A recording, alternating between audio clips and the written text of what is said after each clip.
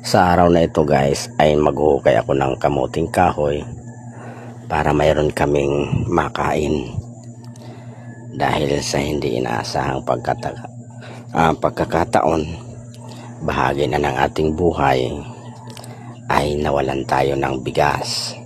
Ayan guys, ito ang kagandahan sa mayroong itinanim, dahil sa pagdating ng kagipitian ay mayroon kang makukuha para may ipang laman sa kaldero. Ayan guys, nakakuha na ako ng para lagain siya. Okay lang kahit nilaga lang, ayos na ang linaga. Ganyan guys, tingnan nyo, ganyan lang ang pagkain namin ngayon guys. Masarap din naman, idudot-dot lang sa asukal. Hindi pa kasi ako guys nagsahod. Sana mamonetize na ako guys, para palagi kaming may pangbiling bigas at pambili ng aming konsumo. Tagal naman kasi mamonetize, pero sige lang, tiis-tiis lang.